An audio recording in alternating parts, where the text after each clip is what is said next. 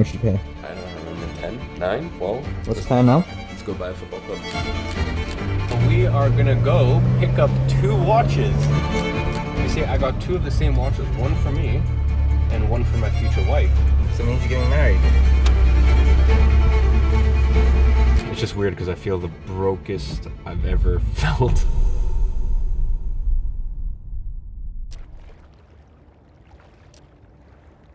Alright, so before we get into probably one of my favorite vlogs ever, actually, we need to do the 1K giveaway. So just a reminder, we're giving away 1K every single video. All you gotta do is just basically you just gotta leave a like and drop a comment or a question and then go to the next video, and in that video I'll respond to that comment or question. And then if I pick yours, you come back here, there'll be a pin post and I would have responded asking for your Instagram, and then my team will reach out on Insta and send you over your 1K giveaway. At Z Sean with 2 N's, congratulations, you won the 1K, so go back to the last video. And the question is, you've been afforded time, location, and financial freedom, and it's one of the most important and non-negotiables for you, I'm assuming. But what else is there in your life that you would say is up there with those 3 and that others should maybe strive to achieve? By far for me, the biggest thing is working with people that you love. I'll be very honest, I think I even talk about it in today's vlog. Like, I've hit a number, actually multiple times, because you keep moving the goalposts. Like, I've hit a number, or I guess 2 very big substantial numbers in my life, in my investment portfolio, where I was like, I'm done. And I've always known that I'm not necessarily gonna retire, but I've thought like, okay, when I hit that number, like maybe I take like 5 years off or something like that. My issue is I fucking love the people I work with so much that it's like, it's just an undescribable feeling. Another thing I wanna say is I'm comfortable, I do pretty well for myself, but I have friends of mine and associates of mine that I know make a couple $100 million a year. But I know that at least in the past, it's been with people that they don't love or they don't have good people around them. And I'm not joking, there have been certain people where I see in real time their mental health deteriorate. I see in real time the demons that they're facing. And I just think when you have truly good people around you, it anchors you and it reminds you what's important in life. And you just wake up every single day and where's that? I think I sent, I'll show you what I sent Max the other day. I sent this to Max, I'll put it up on screen. What's up, homie? Man, things are kind of fucked up right now, dawg. It's all good, nigga. Who better to have in a fucked up situation than a fucked up fool like me? Man, that's what the fuck I wanted to hear. Hey, look, I'm coming to your crib to get your ass. I'm here. But anyways, that is honestly what it feels like when you work alongside people that you love. So for me personally, that's a non-negotiable. I'm not joking. If I had the option tomorrow to make 10 times as much money as I make, but I couldn't work alongside people that like, I actually genuinely, I love these people so much. Like, it's just, I'm an only child. I didn't grow up with brothers or sisters. So I feel like the people I work with, because, it really is like blood, sweat, and tears. Like, they are my family. Like, truly. And I'm not just saying that. So for me, there's no amount of money that, can take you away from that. And by the way, the other thing I want to make clear is I couldn't say I really had that until maybe 5 or 6 years into entrepreneurship. So don't think that it's something you need straight away. And also, I know there's some people that hate having a team. They hate having that responsibility and all the things that come with it. But just for me personally, it's honestly my biggest blessing in life. So yeah, I hope that answers your question. Great question. And congrats on the 1K. And guys, remember, all you gotta do is just hit like and drop a comment. By the way, it doesn't need to be a question. It can also just be an interesting comment or observation or whatever it is. And with that being said, let's get into a very interesting vlog, I guess you could say. So Alex, obviously, you've been saying for a while now that you need a camera bag. Right, we can't use the same joke like 5 Birkins in, bro. No, last time it was a mini Kelly. So Alex has been wanting something to hold his lip gloss. So there you go, bro. It's for you. Thanks, bro. This is your favorite color, bro. Yeah, it's a croco. Look, bro. Wow, look at that. Mega Bosch. Birkin 25, Togo. I actually don't know. I don't think this is Togo. This is a different kind of leather. I actually forget the name of this one. How much? I don't know. How much did I pay or how much did I go for? How much did you pay? I don't remember. 10, 9, 12? They're usually between 8 to 12. They're like non-exotic stuff. So 8 to 12, I think. Somewhere in that range, but I forget. But yeah, it's cute. It's small, huh? Yeah. I have this exact one. You mean this is your second one? Actually, I don't remember. I don't remember if the last one I had was... Look, I think I have a photo. It was actually meant for the vault, the one last year. Yeah. And then my mom was in Harrods at the time. And she came while I was picking it up. And she's like, oh my God, it's my favorite color. And I was like, oh, okay, I know where this is going. Just enjoy. And she has not worn it once. She doesn't want to ruin it, bro. It's an investment piece. Bro, the amount of bags she has that she hasn't even worn once. Not a single time. I don't get the hype anymore. No? Yeah, this is a 25. Look. 22nd of June. Literally the exact same bag, no? Yeah. Yeah, exact same bag. Has not used it a single time. How does that make you feel? I mean, bro, as I said, it is what it is. I think she likes looking at them more than she likes using them. At least my mom's got a sick bag collection, and we still have plenty left in the vault. Should I do a bag collection one day? Yeah, for sure. My bag collection? Bro, I don't think anyone's actually ever seen it. Yeah, we should definitely do that. We've done, I guess by the time this goes out, we've done a $3 million watch collection. We just did my $3 or $4 million car collection. Never shown the $1 million horse collection. That's next. And then We've done the shoe collection. we've done the shoe collection. And then we can do the bag collection. Yeah, that'd break the internet. I guess I can't do the whole bag collection because the bag collection is like, I mean, if I did every single bag I've ever bought, fuck. I can do my personal collection, the vault. Can't show my mom's collection. Can't show any of the other ones I've gotten. So I can just show my personal. Why are you blushing, cuz? Hey. Well, I'm gonna get in trouble. Alright, well, there we go. We can pop it up on screen. I don't remember how much they go for. I think it's like 30 G's or something. Do 3x every time, basically. If you wanted to resell. Yeah. But realistically, you won't. I mean, basically, my investments. I mean, bro, I say they're investments. They are investments until my wife gets a hold of them, and there we go. But as it currently stands, they're great investments. Lovely. Bosh. What's the plan now? Let's go buy a football club. Plan is check out the stadium. We're in final conversations, so should be signing on the dotted line. I say we. It's not a we yet. I'm still weighing up whether to move forward. Leaving out names, basically, long story short, one of my friends' company is worth hundreds of millions, and he sold a portion of the business last year, and for a few years now he's basically a hometown hero in a city who had an incredible football team. You know, over a decade ago they were in the Premier League, and when I first went to the company headquarters a few years ago, as the chopper landed, I was like, oh wow, like I did not realize how close your HQ is to this football club. And I was saying to him, like, you should buy it. And I said that a few years ago, and then long story short, about a year ago when I saw him again, and obviously at that point he'd sold a portion of his company, all cash. You know, he's a very down-to-earth, humble kind of guy, and to be honest, he lives a very simple life. And I was like, you know, what are you gonna do with all this cash, XYZ, this, that? And then it came up again. I was like, oh bro, now you have to buy this football club. And he was joking like, listen, I'll buy it. And he had to go on an estimation from the owner, because obviously, as I said, you know, he's a hometown hero in this place, and he knows the owners and XYZ, yada yada. He's like, listen, I'll buy it if you like come in 50-50 with me. And I was like, yeah, done, like easy. And just for his like privacy, I don't know if you want me to talk about it. Like, I won't reveal the specifics of it, but commercially it actually would have been an insane deal. It would have been multiple 8 figures to buy the football club. But commercially from day one, like there was a full turnaround strategy. And we actually made a effort to try to buy this club. And unfortunately, they're just not interested in selling, even though the club is still hemorrhaging money. I don't really see a way out for it. Anyways, all that to say, long story short. So it was me and this individual, and actually one of my other dear friends, who's a very prominent figure, I guess you could say, in the UAE. We were gonna get him involved as well. Unfortunately, that didn't work out. Now, this aforementioned friend of mine happens to be very involved in the football scene here in UAE.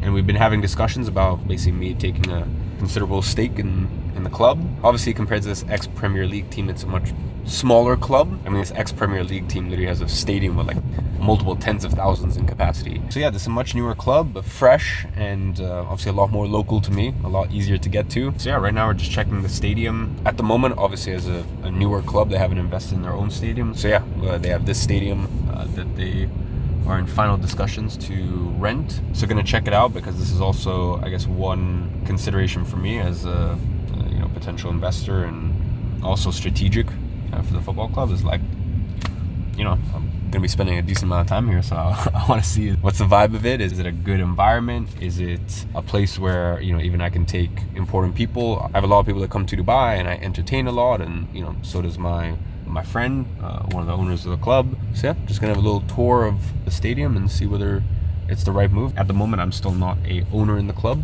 but I can only advise my dear friend as to what's the right move and which way to move forward.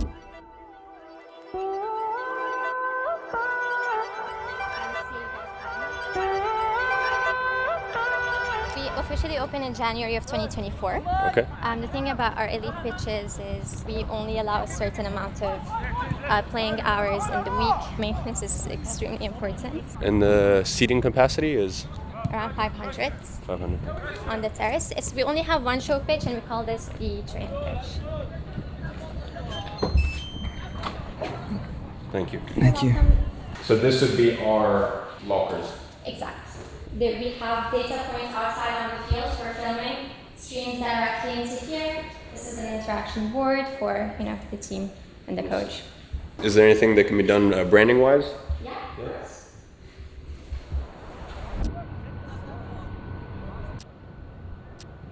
Reminiscing on your prime years. I got my boots a long time ago. Actually, that's my one condition.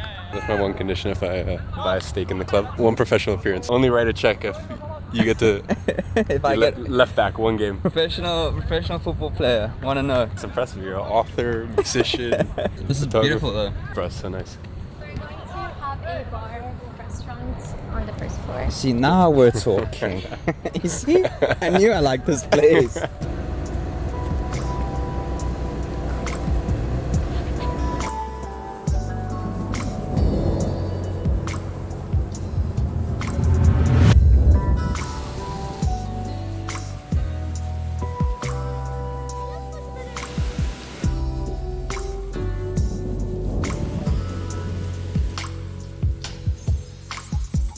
Sometimes it's soft as a misty rain that gently touches my soul.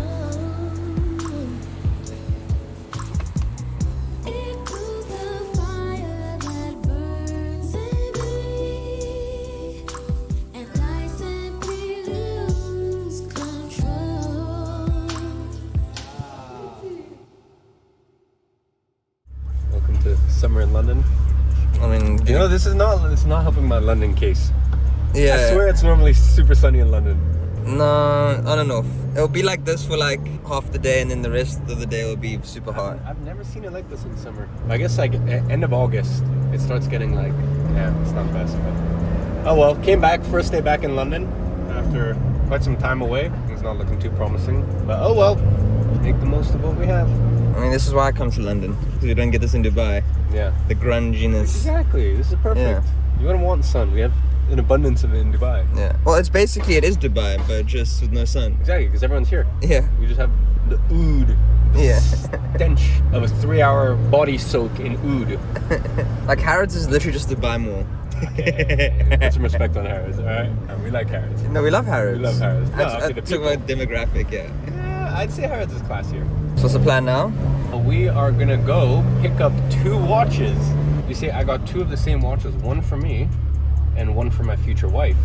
So you know what that means, Alex. Basically, I asked Patek, I said, this is a watch I like, and you know what? It's one of those rare watches that like a man and woman could wear the same, like the exact same model, and you can engrave it. So I was like, you know what? Leave this. I bought this, but leave it, and get me another one. And I think I bought those watches 2.5 years ago? 3 years ago? Something like that. You know what that means, Alex? It means you're getting married soon, bro. What do you mean soon? I said I'm gonna take him out for wedding day. Yes. Because on wedding day I want to exchange the watches. So it means you're getting married. Is this big news? This is big news. Married to the game. Married to the. Come on. Come on. Come on. Basically, they've been every single time I go to Patek, they're like, yeah, can you like take your watches, please? Like, it was fine like holding on to it for like some time, but it's been like 3 years. So maybe just go put one of your vaults. I'm like, yeah, it's fine, Like, just I'll keep. They're like, no, please. Like, can you actually just take your 2 unboxed watches? So yeah, long story short, today we finally take the watches. Also, I think I'm gonna get another watch for wedding day. Yeah. It's just hard to find one that like works for both men and women, and then it's even harder finding something that can be engraved. I don't know. Let's see when the time comes. Long time, short time. I don't know, bro. I don't know. I can't guarantee anything except for one thing, which is people know absolutely fuck all, and will never know fuck all about my love life. You know what's so funny, bro? The amount of shit I hear, like, I'm not even talking about public, because publicly people don't really like. No one's even come close to guessing publicly. I just hear some stupid shit, bro. Like, every week I'll hear like, oh yeah, your girlfriend. And I'll be like, oh, well, you mean this one person I've never met one-on-one. Also, I never understand the people want to slap their relationships all over social media or their marriages or whatever. Like, bro, just be happy in peace. Do you know what's funny? Is that the sad thing is that like what I've noticed is that it's just so embarrassing when you hard launch and you know a lot about that person's partner that they probably don't know. Everyone has a past. Everyone has a past. Everyone has a past. Everyone There's no person on earth that's an angel. And that's the way life works. The world's a very small place. Everyone knows everyone. Also, just posting your shit on social media. Just like, moral of the story, just be happy and peace. I don't need to see your wedding. No one needs to see your wedding. Except for the people that love you and care about you. Those people should see your wedding. Everyone else, quite frankly, can go fuck themselves. Including us. Why the fuck should we have the privilege of seeing what your wedding looks like? Or your happy-go-lucky trip? Enjoy your fucking trip in peace.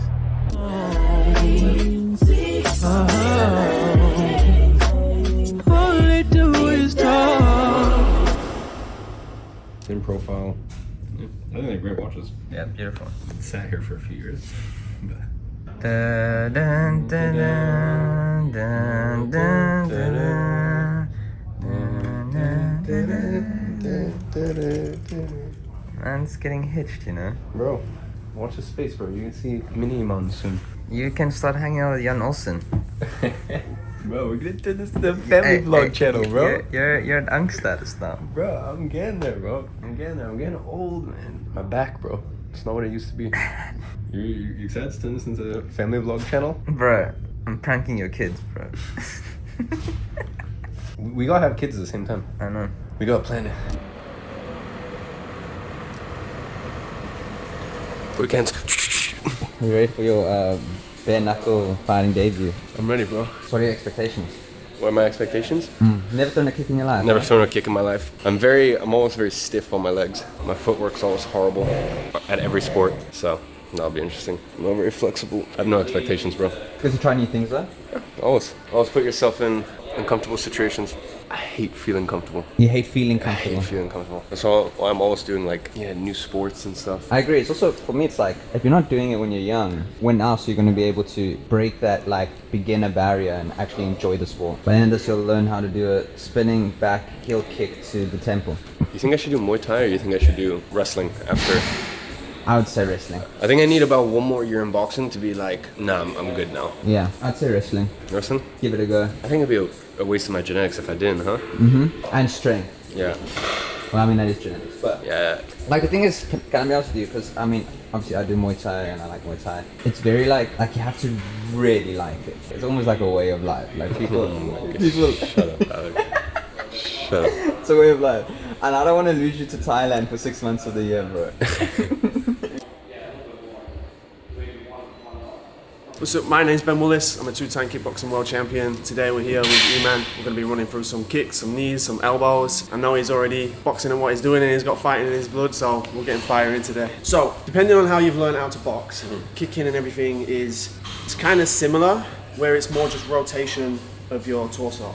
Traditionally, you know, we're not actually punching with our arms. So anytime I'm looking to throw anything, it's all going to be rooted from the floor, and then my arms are just the extension of my body in motion. And then the same thing is going to be with our legs. So I never want to actually kick. All I'm doing is this is an extension of my torso or my core, and I'm just going to rotate with this. And then as I rotate and I create the tension, the leg then goes, and that's just the extension of my body as it whips through. So the first thing that we're going to do here is we're going to come to the bag, find our range with our hand, and I want us to step out with our lead foot. Turning our front foot out is going to allow our hip to open, otherwise we're going to end up like football kicking like this. And we want to be able to swing through like we would with a bat. So I open my hip up here, it's an out step, and we're going to get here, yeah, and then we'll slowly start building everything off of that, step by step. But initially, open the hips. As the hip joint, you'll feel like you create this tension, this naturally just wants to move. And you're out step, yeah, so you see you're going out, and then as you're going to kick, you're stepping forward again. So just go from this position, and then just try and rotate into it. Yeah, there you go. Yeah. So hard to get that extension. Yeah. Step out, there you go. And then shoulders face outside. Yeah.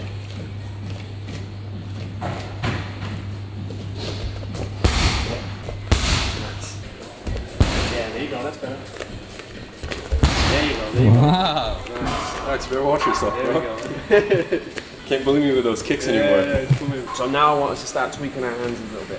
One is going to be a guarded position, but the other is going to be for our balance and our momentum, okay? If I just kick like from here, there's only so much power I can generate. I want to counterbalance and create momentum with my opposite hand. So as I swing this to the floor, this goes this way. So one goes out, one comes back. So over exaggerate them steps, same thing you're doing. The legs are whipped, We rotate through, but I just want the left hand glued onto the head, and we can freely move the right and set your intention with that hand. Yeah? There you go, that's a shot, that's it. Nice. Yeah, there's a shot.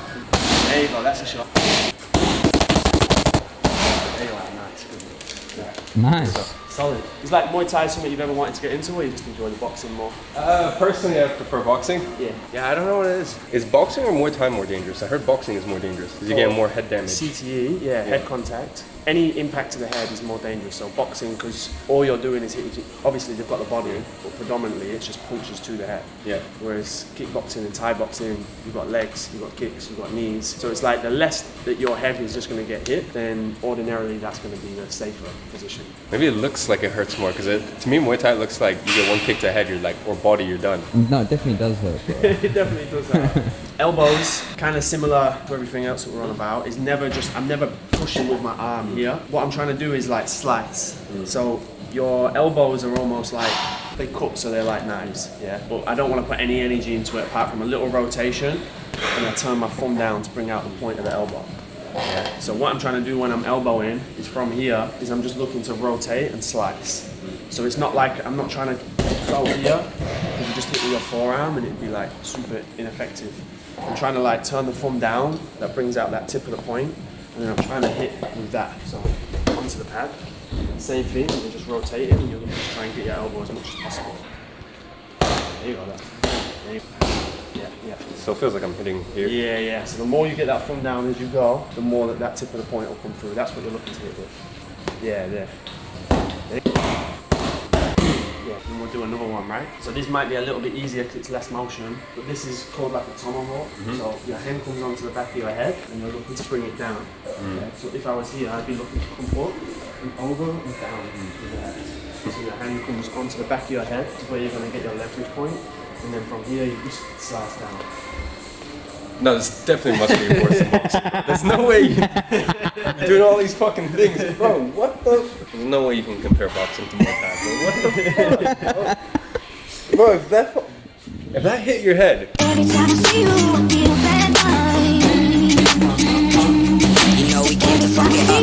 We really had enough. 2 G's in the black. I'm on stage with Rashina. We came to fuck it up. We really had enough. 2 G's in the black. I'm on stage with Rashina. Hoes in the front, ain't a hoe that I want. She want me to be the teacher. Listen, don't touch. Give your man the bad feature. Me and Rush. What's up? Nice, bro. 2 new weapons to the arsenal. Better watch yourself. Me? Yeah. What are you gonna do about it, bro? Give me 8 weeks in Thailand, I'll tell you what I'll do.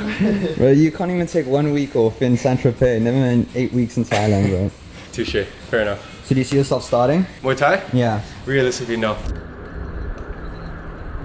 The other day I was thinking about it. I was like, I had a number in 2021 that I'm like, oh cool. Once I have this number invested, like not to say I would ever retire, but I'll that's my number where I'm good, I'll live well for the rest of my life. And it's just like so interesting how the goalpost always moves, because we've done that in 3 days already once this year. And it's just, I think the goalpost moves forward because the things you're interested in owning, you start to get into a different category, because there's no car on earth that gives you any pleasure. I mean, obviously minus some of the fun ones, the ones that give you the smiles per miles, but it's not about the cars, it's not about the watches.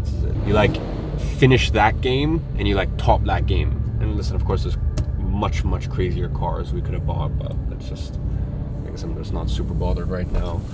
At least in terms of the watch game, I feel like that's craziest collection I've seen online personally. But when you're spending $3 million on a car, of course you're getting a heavy hitter. When you're investing $3 million into a company, you don't always get the stake in the business that you want. You know, for me to write a multi-million-dollar check is comfortable. I can do that without second guessing it. For me to write a 8-figure check is, you know, that's something I have to sit and consider and readjust and plan for. For me to write a multi-8-figure check is a big thing. And I guess when you think about it, it's just all a game. Like, and the game never stops, and I guess that's what I've been reflecting on a lot recently, is the game never stops. And I knew it wouldn't, but it's just like, I guess sometimes you say and you think about it, and it's just weird because I feel the brokest I've ever felt. And I think that's why, like, sometimes I tussle with the fact, like, I'm just in such a ridiculous place. But I think once you get into that like ultra high net worth territory, but you're towards the lower end of it, like you're just in this new club. As I said, it's different, because the things you look at, you want ownership and you want a stake in this and you want this legacy property, and it's a different conversation when you're looking at a $12 million piece of land, because you know, okay, I want that for my future family, compared to, all right, whatever, you're buying a 300k supercar or whatever, like, you know, that's an incredible accomplishment. And they said there's all levels to the game. It's just, I said it's funny because I'm like, I went from kind of completing the game that everyone wants, which is like, buy any supercar you want, buy any hypercar you want, and I think maybe when you can have it whenever you want, it makes it a little less appealing. And yeah, the only thing that interests me now is just ownership, good companies, good assets. So if you stopped today, would you feel satisfied or unfinished? Oh, so unfinished. That's why, like, even this summer, we only really had a month off, and then I cut all the trips short, and I was like, no, fuck this. Like, this year we've been on like a generational run this year, at least on the business side of things. It's been insane. And I was excited. I was like, you know, in summer, I deserve this. But yeah, 1 month in, I was like, not done yet. Like, sometimes when you've got that momentum, when you got your foot on the gas, like, there's some years you're taking an ass whooping, some years you're giving the ass whooping. This one of those years we're giving the ass whooping, and yeah, you can't slow down. If God's blessed you with that momentum, it's no time to celebrate. I think people think when things are going really well, that's actually the time to celebrate. And when things are going very well, that's your time to double down. Because there are those seasons of life. I mean, last year was one of those seasons for us where obviously still a record-breaking year, tons of very profitable investments, ventures, all this stuff, XYZ, but it's one of those years that you just get your ass handed to you. You're like, you know, it's not my year. Like, this is just not one of those years to make my big moves. And that's life. But you said you used to have a number, and that goalpost changed. Do you have a number now, or is it not about money? As I said, it's a game, so you always keep playing the game. I don't ever intend on stopping this game. Like, that's why I love so much about entrepreneurship. It's in my opinion, the most competitive sport on earth, because the sheer amount of people playing in this sport is unrivaled. But it's also the sport that you can keep playing for years and years and years. You can keep playing this sport until I'm fucking 75, 80, 90. So I have no intention of ever retiring per se. But I have been thinking a lot about, like, what's that number where, at least in terms of lifestyle and in terms of like your quality of life, like, you really are set for life. And it's funny because some people think, like, even for me, before I had that number in my head, when I say this number, that doesn't include like your net worth, which most people's net worth is tied up in their business. Like, I mean, like, in your actual investment portfolio, like money, making money for you. For me, that number is 100 million. It's funny because everyone's got a different number. Like, I was speaking to an associate of mine that runs a very, very, very, very, very large multi-billion dollar company. We were talking about like this number, and I was like, yeah, you know, most people think it's way higher than it needs to be. And just as I was about to say 5 million a year, she goes, 18, yeah, it's 18 million a year. I was like, what are you spending 18 million a year on? And she's like, yeah, my jet fuel is a few million in of itself. And I'm like, you know what? I get it. You got family, kids, all this stuff. And also, you know, this individual's a multi-billionaire. So everyone's got their different things, but I feel like I've tested around and played. Like, I've done enough of this life stuff, and especially like the past 3 years, my personal income has gone up every single year. And for the past 3 years, I haven't spent any more money. So I feel like I'm pretty not wasteful. Like, I actually know where the line is and where it isn't. And everyone's got different numbers. So if you ask what my number is in life, I mean, couldn't care less. But if you ask me what this is your set for life, like your investment portfolio, your sorter for life, it's 100 million, then average 8% returns, play it conservative, 2% for inflation, 1% is a little buffer. You can withdraw 5% from that 100 million investment portfolio, and then 5 million off of that.